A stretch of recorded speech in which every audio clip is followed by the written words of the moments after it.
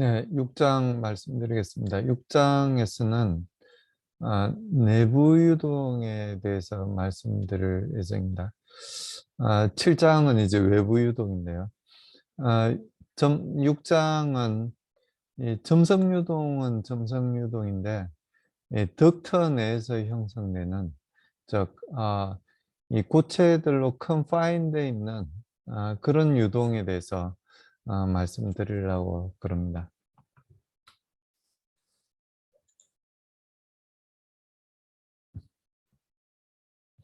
금방 말씀드린 대로 파이프 혹은 뭐 밀폐된 공간에서 그 내부에 흘러가는 유동에 대해서 말씀드리는 게 이 6장에서 드릴 말씀이라고 말씀드립니다. 먼저 이 레이놀즈 수, 우리가 5장에서 이야기했던 그 레이놀즈 수에 대해서 다시 좀 말씀을 드려야 될 것 같은데요. 이 레이놀즈가 했던 그 실험에 대해서도 약간 언급을 해야 될 듯합니다.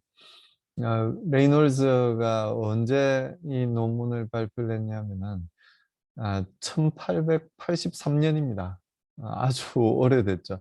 지금부터 거의 140년 전에 연구를 해서 발표한 그런 논문이라고 말씀을 드릴 수가 있습니다. 그 논문에서 이제 청유와 난류 사이에 유동 가시화를 했을 때 어떤 차이가 있는지에 대해서 이야기를 했었습니다. 레이놀즈가 이야기를 했었죠. 청유는 우리말로 표시됐을 때 아주 그 뜻을 알기 쉽게 표현이 되어 있습니다. 층을 지어서 흐른다는 이야기죠. 1층에 있던 유체들은 1층으로만 흘러가고 2층에 있던 유체는 2층으로만 흘러가고 이렇게 층을 지어서 이렇게 흘러가고 있는데요. 이 층 사이에서는 섞이지가 않고 서로 미끄러지면서 정확한 표현은 아닙니다.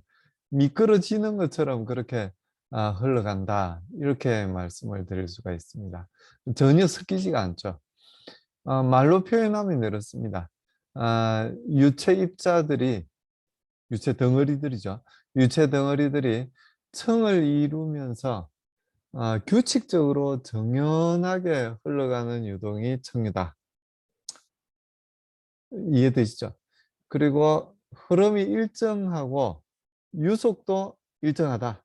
이렇게 이야기를 할 수가 있습니다. 물론 이건 예, 이 유로가 좀 넓어지거나 하면은 또 유속은 일정하다고 이야기할 수 없지만 요 일정하다는 의미는 뭐냐면 시간이 흐름에 따라서 변하지 않는다는 그런 의미로 생각하시면 될 것 같습니다.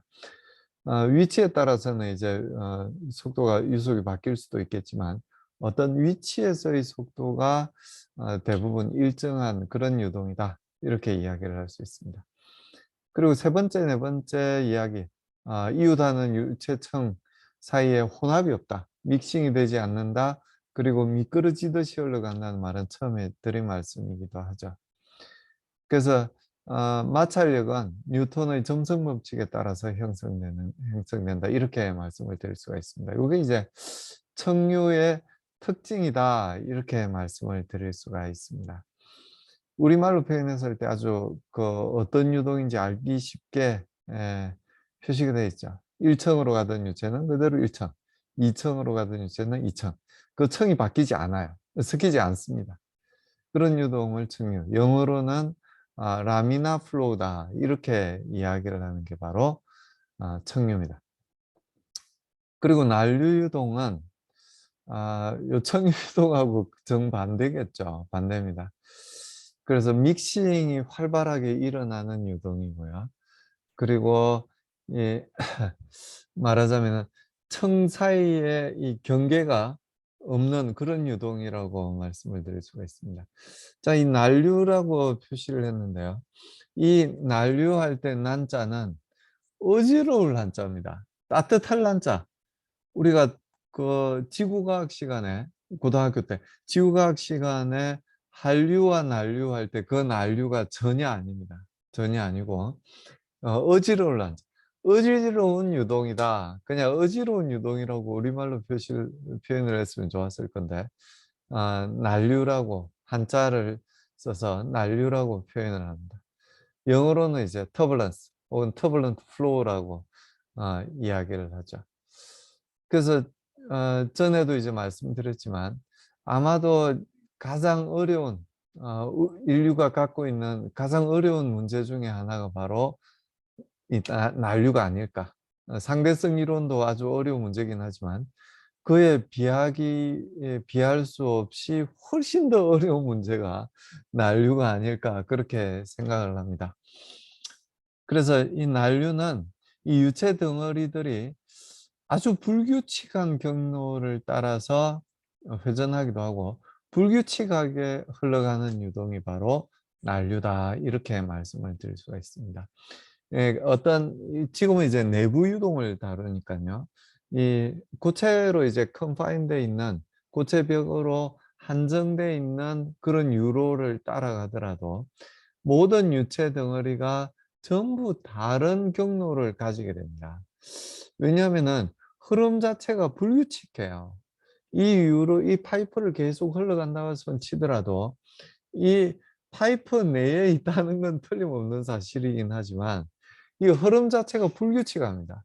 그리고 유속도 시간에 따라서 계속 변화합니다. 한 점에서의 어떤 위치에서의 유속이 일정한 유속을 보이지 않아요. 계속 시간에 따라서 바뀌게 됩니다. 좀 커졌다가 작았. 물론 평균 속도는 어떤 일정한 값을 가집니다. 1시간 전이나 1시간 후나 2시간 후나 일정한 속도를 가질 수 있지만 시간에 대한 히스토리를 살펴보면 계속 그 속도가 변하는 걸 알 수가 있습니다. 그래서 그 평균 속도 금방 일정하다는 그 평균 속도 어떤 포인트에서 그 평균 속도에서 계속 변하는 그 속도 성분을 우리는 이제 섭동 혹은 영어로 fluctuation이다. 뭐 이렇게 이야기를 하는데요. 그런 플럭체이션이 생기는 원인이 뭐냐면 이 유체청 여기 벌써 청이라고 그랬잖아요. 청끼리 이제 막 바뀌니까요. 유체청의 혼합에 의해서 생깁니다. 즉 벽면 가까이 있는 유체청에서는 이너시어 폴스가 작을 수밖에 없고요. 즉 속도 자체가 작을 수밖에 없죠. 벽면에 의해서 계속 디시페이션이 생기기 때문에 속도가 작을 수밖에 없어요. 벽면에서 멀리 떨어져 있는 그러니까 센터 부근이 되겠죠. 센터 부근에서는 그런 마찰 손실이 작기 때문에 큰 유속을 가질 수가 있게 됩니다. 근데 이 유체 덩어리들이 계속 섞이기 때문에 벽면 근처에서는 속도가 작고 벽면에서 멀어지면 속도가 크지만 그 유체들이 섞이기 때문에 유속이 빠른 유체층이 밑으로 떨어지면은 빠르게 측정이 되고요. 빠른 유체 어떤 시간에서는 빠르게 측정이 되고 그리고 벽면 근처의 유체층이 약간 위로 뜨게 되면 이제 이너시 폴스가 이제 작은 유체 덩어리들이죠. 그 유체 덩어리들이 개척기 근처로 오게 되면 속도가 낮게 측정이 돼요. 그래서 이런 혼합 때문에 이런 속도 변화가 계속 발생을 하는 게 난류라고 이야기를 할 수가 있습니다. 그래서 이런 흐름 시에 발생되는 이 마찰력, 그러니까 이게 평균 속도에 대한 마찰력이 벽면에서의 마찰이라든지 이런 평균 속도에 대한 마찰이 되겠죠. 이 마찰력은 점성 법칙에 따르지 않는다 이렇게 이야기를 합니다. 즉, 이 혼합에 의해서 더 크게 이제 발생을 하기 때문에 뉴턴의 점성 법칙 보다 훨씬 더 큰 값을 가진다고 이야기를 할 수가 있습니다. 그래서 그 중간이 사실은 천이유동이에요. 이 청유에서 난류로 이제 천이가 되게 되는데 외부 유동에서는 이게 좀 더 뚜렷하게 나타납니다. 그러니까 어떤 유체가 요렇게 유체 유동이 요렇게 형성이 돼 있는데 중간에 이런 고체 벽을 만나게 되면 이런 고체 벽을 만나게 되면 여기에 이제 경계청이 형성이 되게 됩니다. 경계청이 형성이 되게 되는데 요 리딩 엣지 근처에서는 이 난류 성분이 나타나지 않아요. 난류 성분이 나타나지 않지만 어느 정도 이 하류로 진행이 되게 되면 어느 정도 하류로 진행이 되게 되면 난류 성분이 나타나게 됩니다. 그래서 그 중간 단계가 이제 트랜지언트 플로우, 그러니까 트랜지션이 생긴다고 이야기를 하는 그런 단계인데요. 그 중간 단계에서는 우리가 측정을 해보면 척유와 난류가 계속 뭐 반복적이라고 해서 규칙적인 반복도 아닙니다. 불규칙적인 반복이 나타나요. 척유 유동 상태, 여기 두 번째 그림이죠. 척유 상태를 보이다가 난류 상태를 보이다가 또 척유 상태를 보이다가 난류 상태를 보이다가 또 척유 상태, 이러다가 좀 더 하류로 진행이 되게 되면 전체적으로 난류로 변하게 돼요. 내부 유동은 조금 달라요. 내부 유동은 조금 달라서 이건 다시 말씀을 드리도록 하겠습니다. 그래서 요 경우는 이제 이 척유 상태라고 이야기를 할 수 있고요. 요건 난류 상태라고 이야기를 할 수가 있습니다. 그래서 이 내부 유동의 경우에는 유속이 느린 경우에는 이런 제일 왼 A와 같은 어떤 포인트에서 속도를 측정했을 때 A와 같은 상태로 우리가 측정을 할 수가 있게 됩니다. 이런 상태로 이제 실제로 측정을 할 수 있게 돼요. 그리고 유속이 빠른 경우에는 이런 상태로 측정이 됩니다. 이런 상태로 측정이 되죠. 그 중간 영역에서는 이런 상태로 이제 측정이 되죠. 그러니까 유속이 얼마 이상일 때는 이런 상태가 되고 얼마 이하일 때는 이런 상태가 된다. 이렇게 말씀을 드릴 수가 있는데요. 그 얼마라는 게 그럼 얼마냐? 얼마 이상일 때 도대체 난류고 얼마 이하일 때 척유냐? 이렇게 물어보실 수 있잖아요. 근데 그건 저도 대답을 할 수가 없어요, 사실은. 그러니까 이 파이프의 굵기가 굵으면 좀 더 낮은 속도에서 난류 상태로 전이가 됩니다. 근데 파이프가 가늘다면 작은 파이프라면 직경이 작은 파이프라면 좀 더 높은 속도까지 척유 상태가 유지가 되게 돼요. 그래서 딱 어떤 속도 이상일 때는 난류고 어떤 속도 이하일 때는 척유다 이렇게 이야기할 수가 없습니다. 그리고 똑같은 직경의 파이프라고 할지라도 직경이 같다고 할지라도 그러니까 같은 파이프죠. 제가 실험을 했을 때하고 그리고 또 여러분이 실험을 했을 때하고 실험 결과가 달라요. 어떤 제가 측정을 했을 때는 척유였다가 여러분들이 측정을 했을 때는 난류 상태로 측정이 될 수가 있어요. 물론 그 반대일 수도 있고요. 그래서 주위 환경이 어떠냐에 따라서 이 천이가 일어나는 포인트가 달라지게 돼요. 그리고 아, 예, 물론 유속에 따라서는 훨씬 달라지게 되죠. 그래서 똑같은 유속이라고 할지라도 주변 환경에 따라 좀 시끄러운 그리고 표면 거칠기가 아주 거친다든지 아니면 안 거칠다든지 아니면 또 주위에 뭐 전기 사정이 어떠냐에 따라서도 달라지고요. 주변에 누가 시끄럽게 하는 사람이 있다든지 아니면 문을 누가 확 열고 닫고 하는 그런 상태가 이런 모든 사소한 상태에 따라서도 이런 난류로 빨리 천이가 되기도 하고 아니면 늦게까지 이 척유 상태가 유지하기도 하는 그야말로 알기 어려운 상태가 바로 이 척유와 난류 상태다. 이렇게 이야기할 수 있습니다. 그래서 저도 이제 이런 난류 상태에서 어떻게 하면 열 전달을 좀 더 촉진시킬 수 있을까 하는 그런 연구 테마를 가지고 이제 박사학위를 했었죠. 박사학위 공부를 했었습니다. 물론 지금은 이제 에카수소에 대한 연구를 하고 있어서 그때와는 사뭇 다른 연구를 하고 있습니다만 연구 주제는 계속 그 시대에 따라서 특히 우리 공학인 경우에는 시대 상황에 따라서 바뀔 수밖에 없다. 이렇게 말씀드릴 수 있습니다. 이게 이 존경하는 이 오 레이놀스가 이 실험을 했던 유동 가시화를 했던 그 결과라고 이제 말씀을 드릴 수가 있어요. 그래서 A인 경우에 그러니까 여기 원래 이제 우리가 관찰하는 그 유동은 물 유동이든지 공기 유동이든지 간에 우리가 이렇게 흘러가는 모양을 볼 수가 없습니다. 그래서 이렇게 우리가 관찰할 수 있는 물질들을 일부 섞어줘야 돼요. 그러니까 공기인 경우에는 연기를 조금 섞어준다든지 아니면 물 같으면은 색깔이 있는 어떤 다른 분자들을 이제 섞어주면 이렇게 유동 가시화를 할 수가 있게 되는 거죠. 그래서 이 청류인 경우에는 이렇게 깨끗하게 나와요. 여기 이제 우리가 관찰할 수 있는 어떤 그 물질을 이제 집어넣어 주게 되면 이렇게 아주 깨끗한 그런 유동 가시화 결과를 얻을 수가 있습니다. 근데 유속이 빨라져서 만약에 이제 다이아메타가 똑같다면 유속이 빨라지면 이제 난류 상태가 되는데요.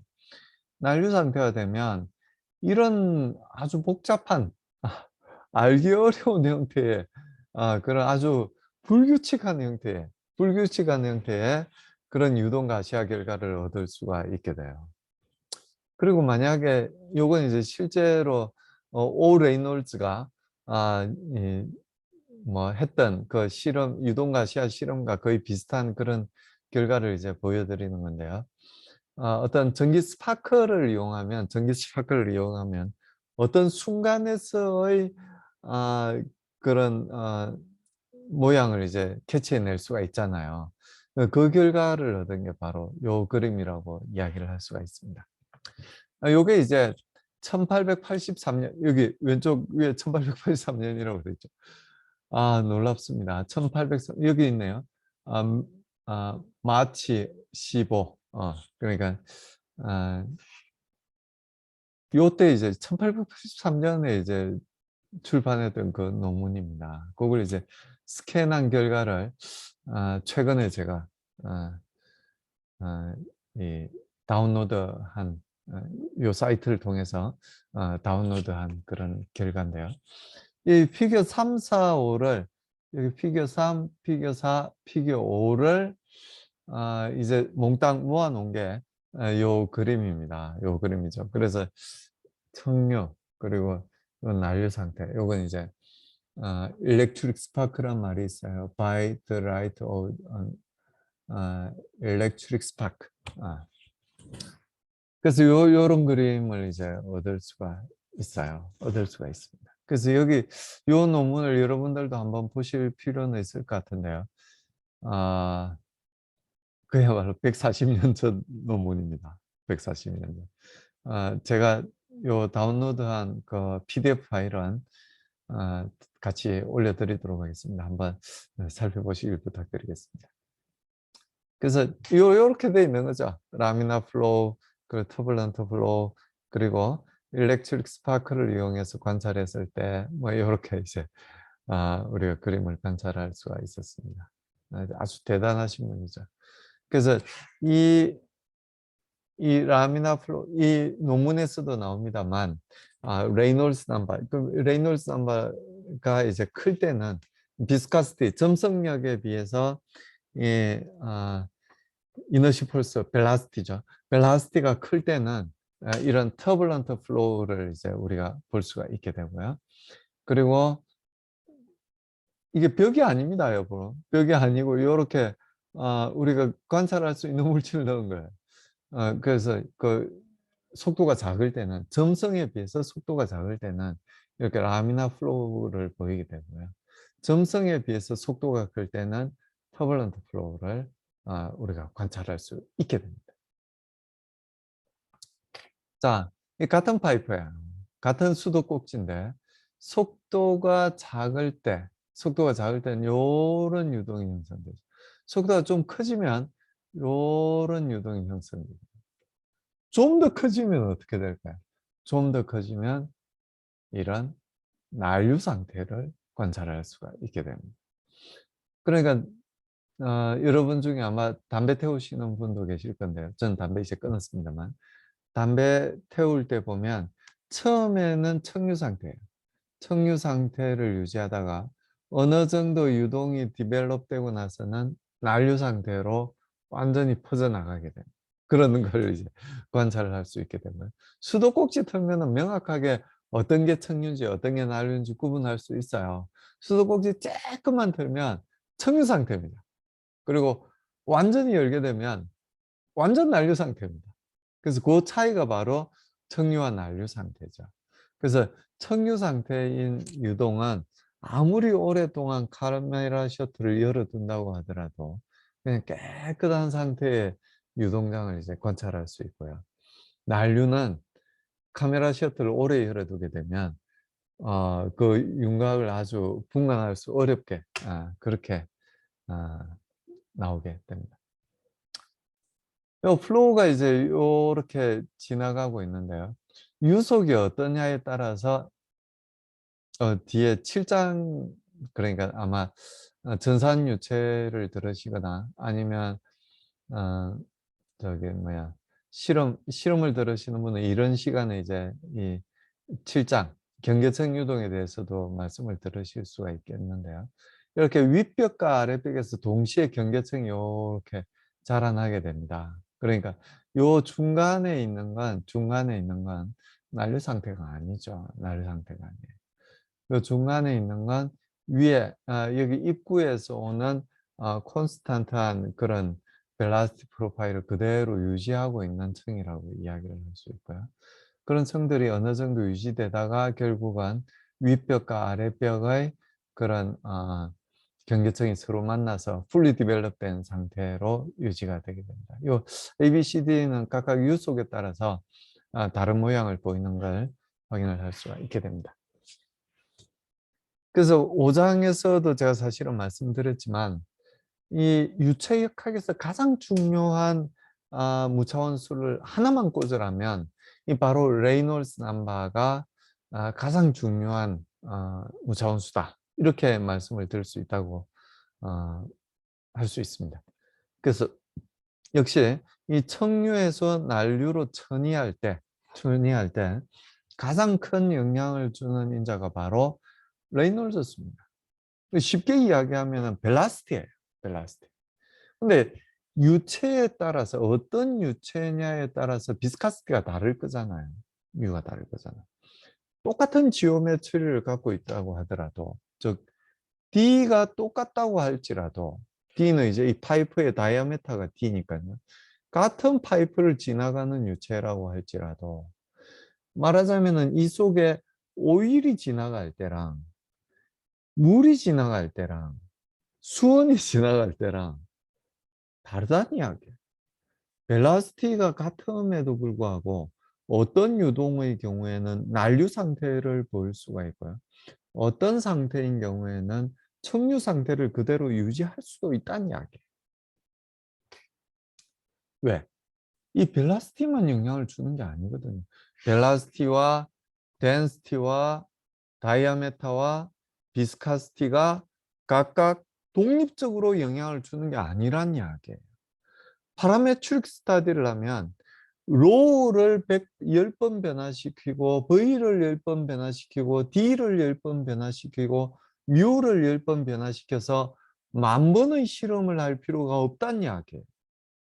얘들은 조합에서 레이놀즈 넘버만 영향을 준다는 이야기예요. 레이놀즈 넘버만이 아니죠.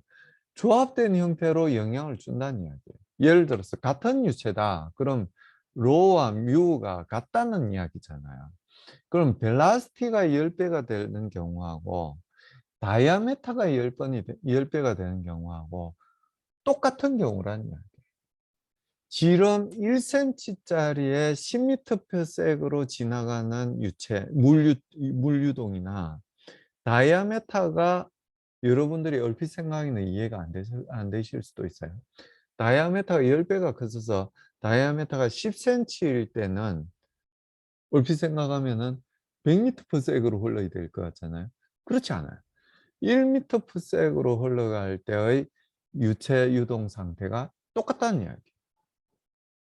우리가 이건 상식적으로 여러분들 상식이 바뀌어야 됩니다. 그러니까 다이아메타가 커지는 거하고 벨라스티가 커지는 거하고 레이놀즈의 증가에는 같은 영향을 주게 되고요. 유체의 성질은 유체 유동의 성질은 유체의 성질이 아니죠. 유체 유동의 성질은 이런 레이놀즈 넘버에 따라서 바뀌게 된다는 이야기예요. 레이놀즈 넘버에 따라서 바뀌게 됩니다. 그래서 이 레이놀즈 넘버가 1보다 작은 이 파이프 유동을 이야기합니다. 파이프 유동의 경우에는 클리핑 플로우라고 해요. 클리핑 플로우가 뭡니까? 우리말로 하면은 이제 토복 유동. 우리 군대 가면 이제 그 포복하잖아요. 예, 기어가는 그런 유동이라고 이야기를 합니다. 포복하면 잘 이해가 안 나는데 기어가는 유동이라고 하면 잘 이해가 되죠. 그래서 요건 고점성이라고 이야기를 했어요.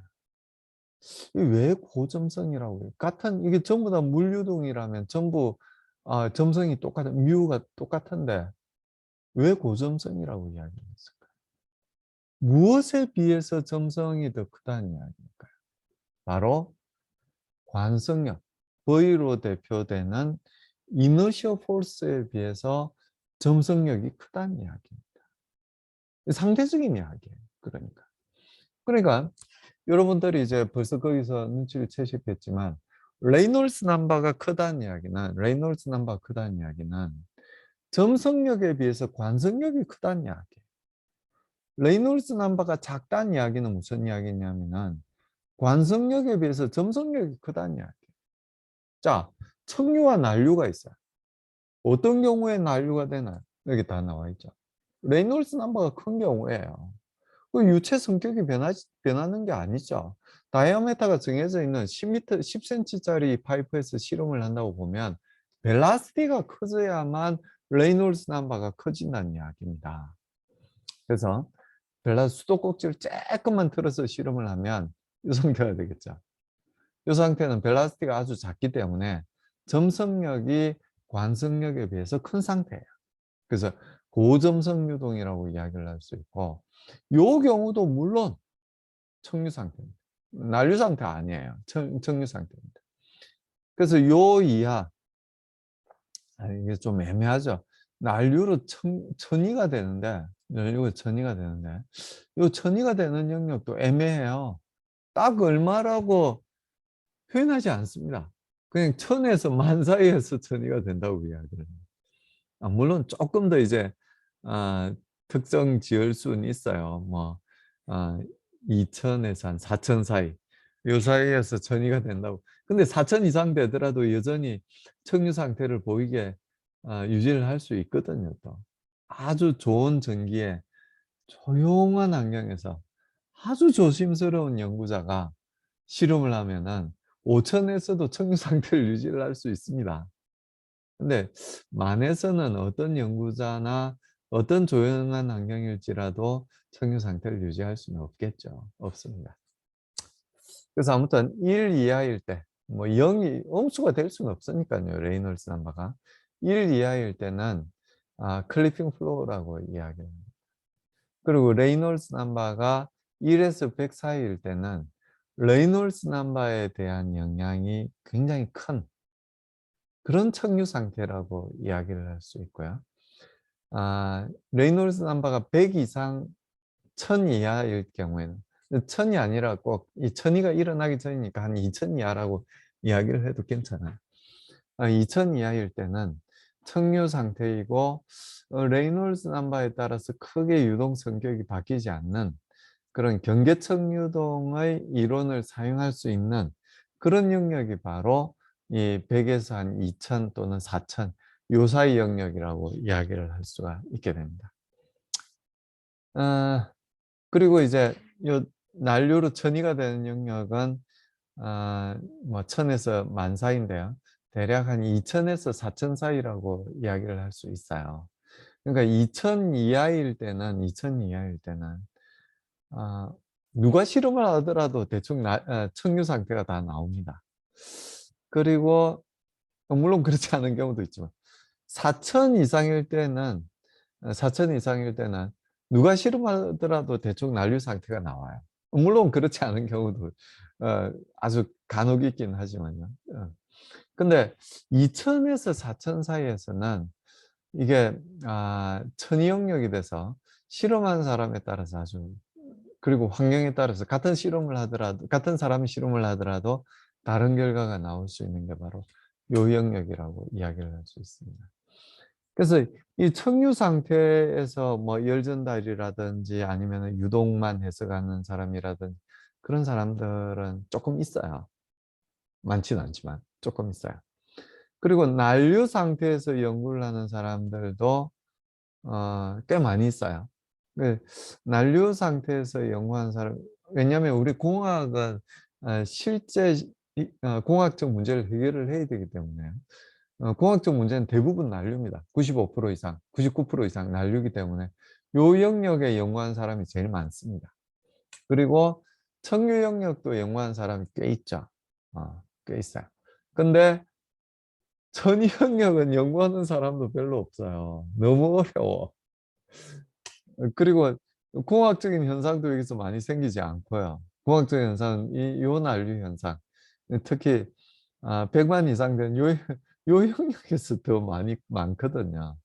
그래서 난류를 연구하는 사람은 꽤 많은데 난류로 천의를 연구하는 사람은 굉장히 어려움에도 불구하고 그 수는 많지는 않습니다.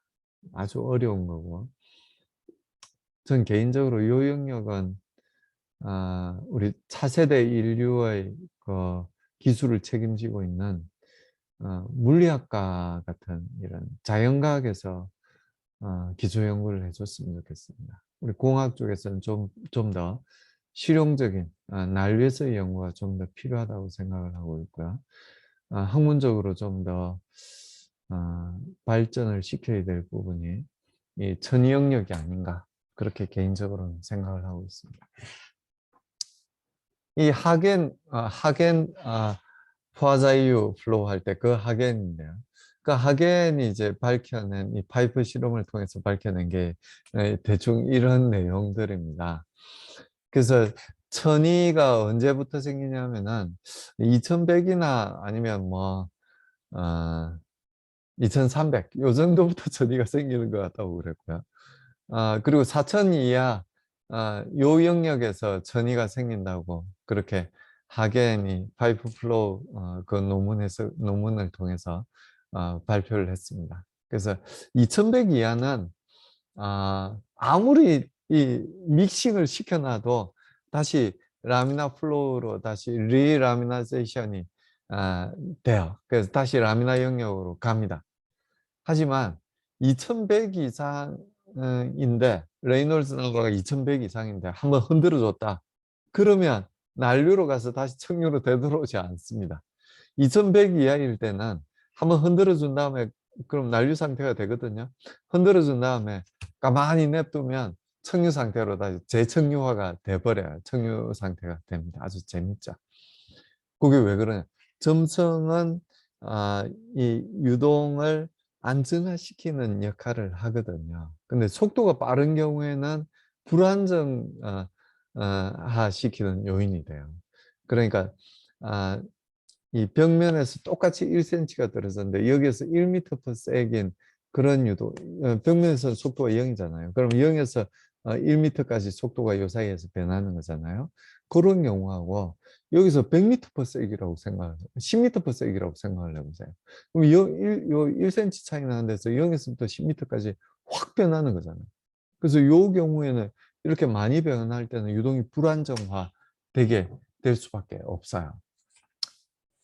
그래서 이 속도가 작은, 속도가 느린 그 청류 유동인 경우에는 금방 이제 말씀드렸듯이 확 한번 흔들어 주더라도 금방 다시 점성력이 크기 때문에 금방 다시 라미나 영역으로 되돌아와요. 근데 이런 난류 영역은 요 천이 영역에 있다면 한번 흔들어 주면 끝입니다. 그냥 난류로 가서 다시는 되돌아오지 않아요. 그래서 하임계 레이놀즈 수를 바로 천이가 되는 요 영역 중에서 가장 낮은 영역, 그러니까 2100이나 아니면 2300, 요 정도 레이놀즈 수를 뭐 특정할 수 없는 건 이해해 주시기 바랍니다. 유체가 원래 좀 부드럽잖아요. 부드럽고 그렇게 명확하지 않은 게 사실은 유체예요. 여기 4200이라고 적었지만 여기서도 4000이라고 적었잖아요. 이 4000인지 4200인지 저도 잘 모르고 아무도 잘 모릅니다. 이 경우에 따라서 다 달라지기 때문에. 그래서 천이가 되는 이 천이 영역의 높은 레이놀즈 수를 상임계 레이놀즈 수다. 이렇게 우리가 이야기를 합니다. 그건 이제 대략 4200 정도 되거든요. 그래서 요게 이제 그 벨라스티, 평균 유속에 따라서 프레셔 드랍을 표시한 그림이에요. 그래서 청류인 경우에는 이렇게 완만하게 벨라시티의 1승의 비례를 해서 델타 P가 점점 커집니다. 벨라시티가 커지면 커질수록 에너지 손실이 더 많을 수밖에 없죠. 많을 수밖에 없어요. 그렇지만 그 속도는 벨라시티의 1승의 비례를 해요. 1승의 비례를 해서 속도가 2배가 되면 델타 P도 단지 2배가 될 뿐이에요. 2배가 될 뿐입니다. 근데 요 영역, 요 속도 이제 트랜지션이 생기고 트랜지션보다 이제 델타 P의 기울기가 더 크죠. 요 완전 난류가 됐을 때는 벨라시티의 1.75승의 비례를 해서 델타 P가 커지게 됩니다. 커지게 됩니다. 그래서 훨씬 더 이 기울기가 더 커진다는 걸 알 수가 있어요. 그러니까 요 영역에서는 속도가 2배가 되면 델타 P가 2배가 되는 게 아니라 한 3.75배 뭐 이렇게 된다는 이야기예요. 훨씬 더 빨리 델타 P가 커진다는 이야기입니다. 요 중간은 곡선은 이렇게 그려놨지만 어떻게 되는지 잘 알 수가 없는 그런, 평균적으로는 이렇게 된다고 볼 수 있어요. 근데 실험하는 거에 따라서는 그 결과는 다를 수가 있게 됩니다. 그래서 이 하겐 포화자유 그 플로우 이야기도 했지만 하겐이 이제 이런 파이프 유동을 해석을 했어요. 그래서 평판 사이의 유동은 포화자유 플로우라고 이야기를 했지만 이 파이프 유동에서의 이그젝 솔루션은 하겐 포화자유 플로우라고 그렇게 이야기를 했잖아요. 그만큼 이제 이 하겐이 이 유체역학에 있어서 중요한 역할을 했다고 이야기를 할 수가 있게 됩니다.